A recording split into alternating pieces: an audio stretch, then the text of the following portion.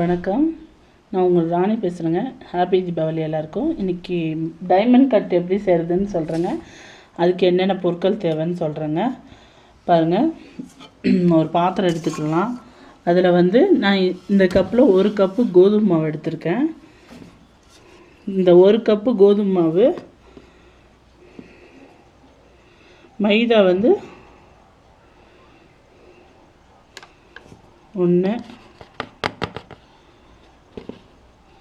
2 cup மைதாங்க. 2 கப்புக்கு மேலே கொஞ்சம் இருக்குது. 1/2 கிலோ மாவுங்க மைதா. 1 கப்பு தான் இதில் நான் கோதுமை மாவு எடுத்திருக்கேன். இதுக்கு சுகர் நான் 1 கப்பு சுகர் பவுடர் பண்ணி வச்சுருக்கேன். நைட் சுகராக பவுடர் பண்ணி வச்சுருக்கேன். இது 1 கப்பு. அப்புறம் ஏலக்காய் பொடி உங்களுக்கு தேவையான அளவுக்கு.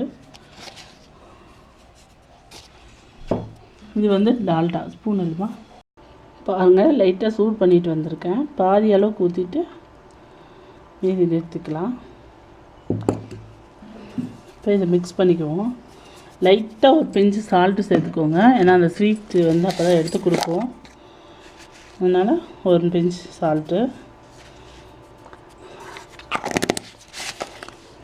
இப்போ நம்ம மிக்ஸ் பண்ணிக்குவோம் நல்லா.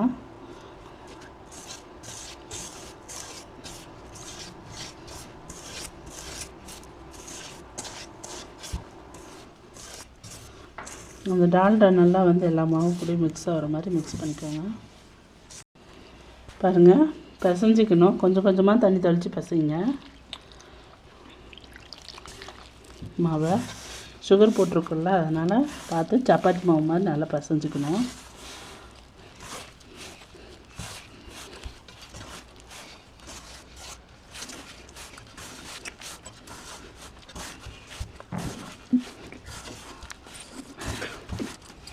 இந்த மாதிரி சப்பாத்தி மாவு மாதிரி கெட்டியாக வர மாதிரி பசிஞ்சுக்கணும்.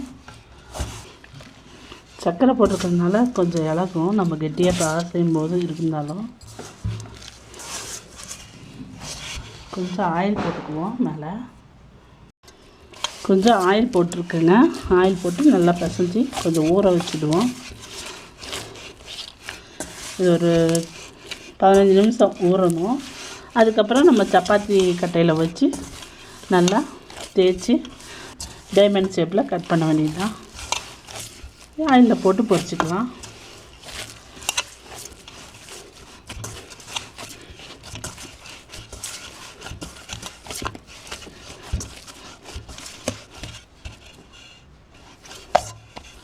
இந்த மாவு ஒரு 15 நிமிஷம் ஊறட்டும்.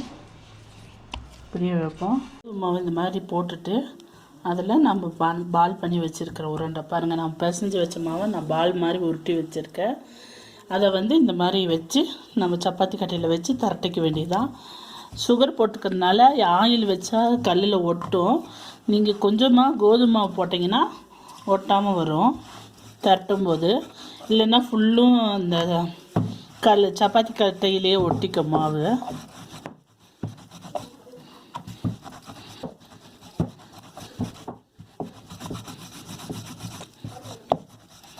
இப்போ இதை கட் பண்ணிக்குவோம். நம்ம உங்களுக்கு என்ன ஷேப்பில் வேணுமோ அந்த மாதிரி ஷேப் கட் பண்ணிக்கலாம்.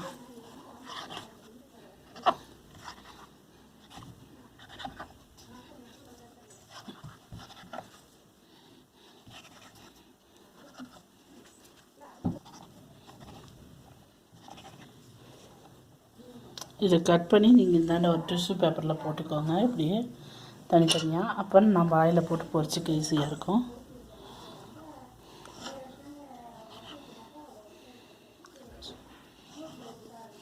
கட் பண்ணிவிட்டு ஒரு பேப்பரோ தட்டோ நீங்கள் பிளேட்டுக்கு மாற்றிக்கிட்டு அப்புறமா ஆயிலை வச்சு பொரிச்சு எடுக்க வேண்டியது தான்.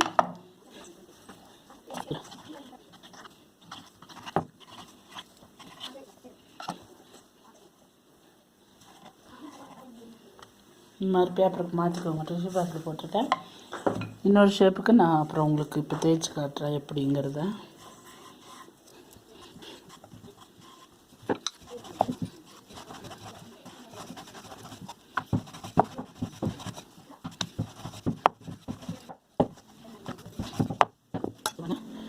இந்த அளவுக்கு மெலிசாக கட் பண்ணிக்கோங்க. இதை 2ஆக கட் பண்ணுங்கள். இது மாதிரி போட்டிங்கன்னா ஃபிங்கர் சிப்ஸ் மாதிரி குழந்தைங்களுக்கு நீளமாக இருக்கும். சின்ன குழந்தைங்க குச்சி மாதிரி வரும், நீட்டமாக இருக்கும்.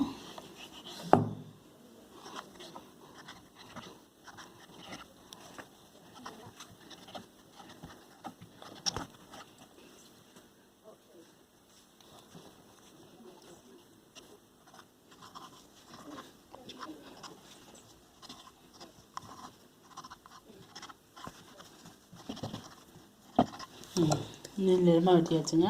இப்போ இதை போய் நம்ம கொண்டு போய் ஆயிலில் போட்டு பொரிச்சு எடுப்போம். ஆயில் சூட் பண்ணுவோம். ஆயில் காஞ்சிடுச்சான்னு கொஞ்சோண்டு போட்டு செக் பண்ணி பாருங்கள். போட்டதும் மேலே எலும்பி வரும் பாருங்கள், காஞ்சிடுச்சு. இப்போ நம்ம முதல்ல நீளமாக வெட்டி வச்சோம் இல்லைங்களா, அதை போடுவோம். ஒவ்வொன்றா போடுங்க.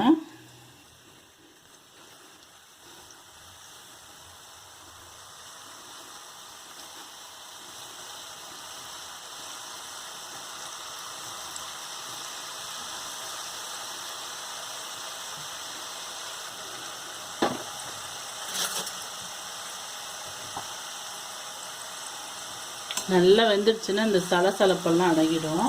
மாவு கலரும் சேஞ்ச் ஆகும். உங்களுக்கு சலசலப்பெல்லாம் அடங்கிடுச்சு பாருங்கள். இப்போ வந்து கோல்டன் கலர் ஆகிடுச்சு. இந்த ஸ்டேஜில் நம்ம எல்லாத்தையும் எடுத்துக்குவோம். எடுக்கும்போது இது கொஞ்சம் பார்க்கும்போது உங்களுக்கு நல்லா இதாக தான் இருக்கிற சாஃப்டாக இருக்கிற மாதிரி தான் இருக்கும். ஆனால் கொஞ்சம் நேரம் ஆற வந்து நல்லா ஹார்டாகிடும்.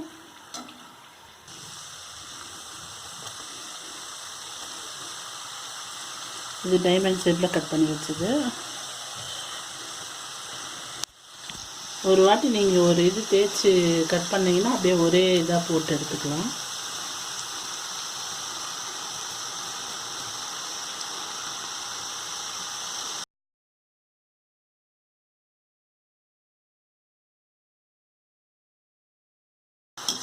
பாருங்கள், அழகாக இருக்குது டைமண்ட் கட்டு. நான் வந்து கொஞ்சம் டிஃப்ரெண்ட்டாக இருக்கட்டும் இந்த மாதிரி ஃபிங்கர் சிப்ஸ் மாதிரி நீளமாக வெட்டினேன். கொஞ்சம் ஒரே சேஃபாக இருந்தாலும் ஒரு மாதிரியாக இருக்கும் இல்லையா, கொஞ்சம் மாறி நீங்களே இப்போல்லாம் அச்சுன்னு விற்குது கடையில் நிறைய, பூ மாதிரி ஃப்ளவர் மாதிரி, அது மாதிரிலாம் ஆர்ட் ஷேப்பில் இருக்குது. அதெல்லாம் கிடச்சிதுன்னா வாங்கி போட்டிங்கன்னா நல்லாயிருக்கும் இன்னும் உங்களுக்கு. இப்போ இந்த கலர் ஆச்சுன்னா எடுத்துக்கோங்க, ரொம்ப விட்டால் கருகிடும்.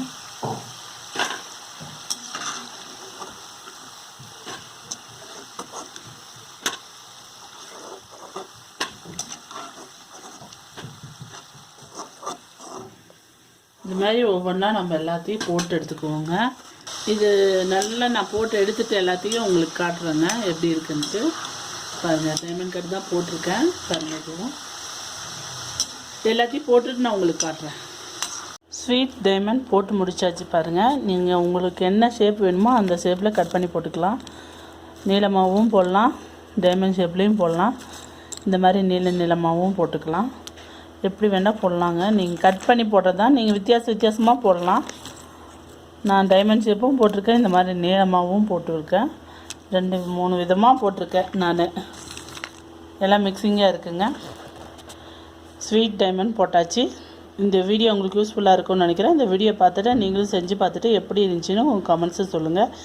இது மாதிரி மேலும் வீடியோஸ் பார்க்க என்னோடய சேனலை சப்ஸ்கிரைப் பண்ணுங்கள், பெல் பட்டன் ப்ரெஸ் பண்ணுங்கள், கூடவே லைக் பட்டன் ப்ரெஸ் பண்ணுங்கள், உங்கள் ஃப்ரெண்ட்ஸுக்கு ஷேர் பண்ணுங்கள். ஹாப்பி தீபாவளி.